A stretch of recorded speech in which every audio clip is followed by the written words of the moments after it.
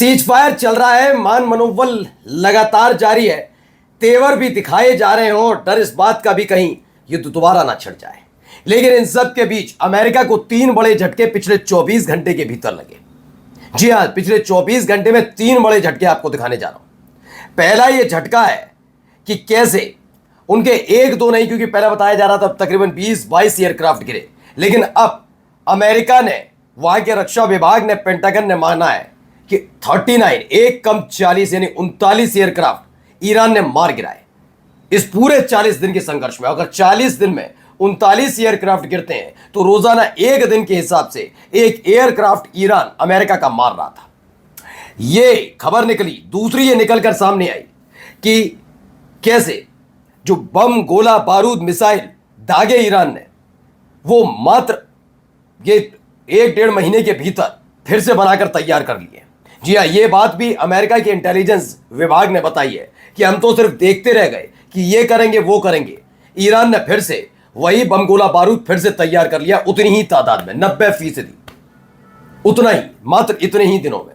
तीसरी बड़ी खबर यह है कि पहले फ्रांस के राष्ट्रपति ने जब साथ छोड़ा ट्रंप का, तो वो फ्रांस के राष्ट्रपति और उनकी पत्नी पर अभद्र टिप्पणी कर रहे थे। फिर सऊदी अरब के क्राउन प्रिंस पे की वो बात अलग है कि सऊदी अरब ने कुछ खास रिप्लाई नहीं किया अब तक ट्रंप को, लेकिन इसके साथ साथ वो पोप को भी बड़े आपत्तिजनक भाषा शैली में जवाब दे रहे थे। अब पोप ने कुछ ऐसा किया है, ट्रंप का चेहरा देखने लायक है। ईरान को लेकर जो किया है, और मुसीबत सिर्फ अमेरिका या ट्रंप पर नहीं टूटी है, IDF पर भी टूटी। नमस्कार, मैं हूं प्रज्वल गौतम और आप देख रहे हैं न्यूज सर्किल। पहले एक खबर निकलकर सामने आई, जरा इनको सुनिएगा ये क्या कह रहे हैं। पहले जरूरी बयान है। Estimated cost, unit cost, aggregate unit cost of 7 precision systems. So I'm talking, Tomahawk, JASSM, PRISM, SM-3, SM-6, THAAD, Patriot. Those 7 at about $25 billion. तो भाई सबसे पहले तो ये जानना जरूरी है कि क्या केवल ये आरोप है? नहीं, ये सुनवाई के दौर का वक्त है, जिस सुनवाई में आपको हर एक डेटा तथ्यात्मक तौर पर बताना होता है। कई जगह ऐसा होता है कि जब उनके यहाँ की संसद होती है वहां पर भी वो चुनावी भाषण देने लग जाते हैं, लेकिन अमेरिका में ऐसा नहीं है। वहां बाकायदा कमेटी बनती है, वो कमेटी सीधे और तल्ख सवाल पूछती है, चाहे वो विदेश मंत्री हो, वित्त मंत्री हो, या फिर वहां का रक्षा मंत्री। कभी कभी उनको बड़ी शर्मिंदगी का सामना भी करना पड़ता है। यहाँ ये हमारे यहाँ किसी और की तरह नहीं कि मंत्री जी इनसे कुछ मत बोलो, बुरा मान जाएंगे टाइप, कमेटी का खारिज कर देंगे, रद्द, ऐसा नहीं वहां पर। तो यहीं पर ये चल रहा है। अब मैसिव बॉम्बशेल, इसमें बताया ईडी केस क्या हुआ। Explicit confirm the Pentagon has lost a staggering 39 aircraft in disaster war against Iran.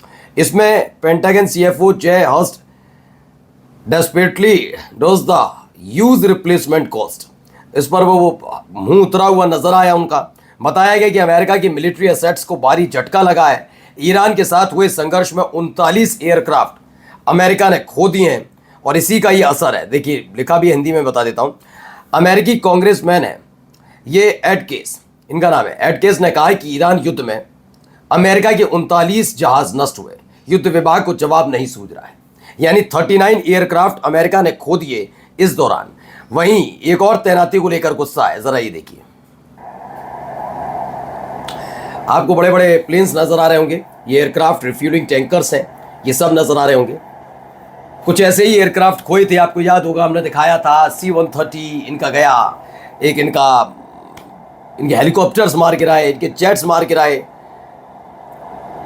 ऐसे रिफ्यूलिंग टैंकर तो 8 अकेले सऊदी अरब में बिना उड़े ही मार दिए थे, ढेर कर दिए थे। अब दावा है इसमें कि बेन गुरियन एयरपोर्ट है इजराइल का, जिसे एक मिलिट्री बेस में तब्दील किया गया। वहां भारी तादाद में रिफ्यूलिंग एयरक्राफ्ट तैनात किए गए इस एयरपोर्ट पर, जिसको लेकर भी अमेरिका में गुस्सा है कि आप ये सब कैसे कर सकते हैं। ठीक है, इन सब के बीच दूसरा बड़ा झटका दिखाते हैं आपको। झटका ये आया US इंटेलिजेंस, इसने एक और रिपोर्ट दी।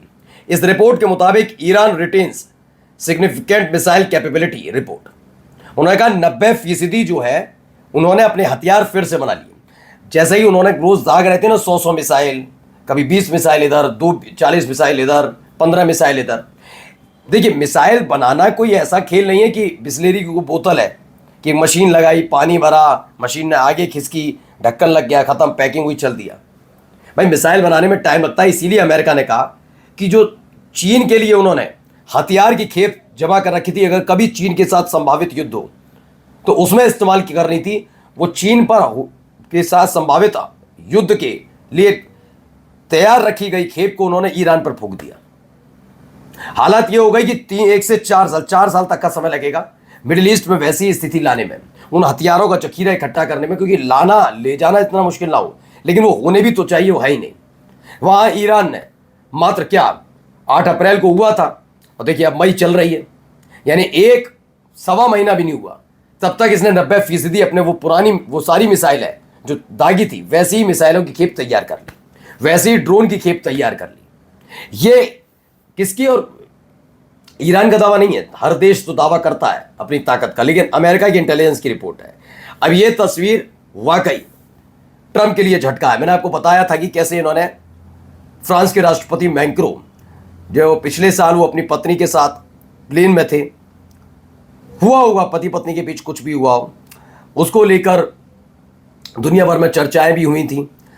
ट्रंप ने जब फ्रांस ने मना कर दिया कि वो ईरान पर हमले, ईरान के साथ चल रहे विवाद में अमेरिका का साथ नहीं देगा, ये विवाद छिड़ा ही अमेरिका की वजह से गया है, तो ट्रंप इतना, मतलब सोचिए कितना दोयम दर्जे का व्यक्ति है होगा ट्रंप राष्ट्रपति अमेरिका का, लेकिन दोयम दर्जे का व्यक्ति है।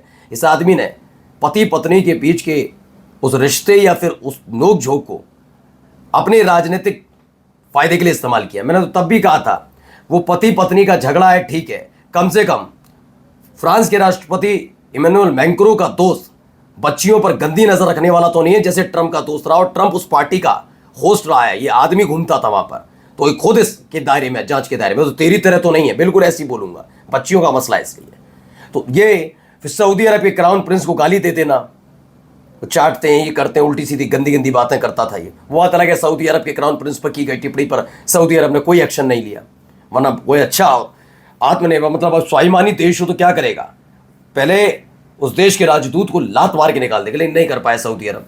अब है भाई साहब, पोप से बात हो रही थी, पोप ने इन्हें पाठ पढ़ा दिया, तो और अब क्या खबर है, ये तस्वीर निकली, a new slap direct by Pope Leo at Trump by awarding the Iranian ambassador to the Vatican City, Vatican the highest diplomatic medal.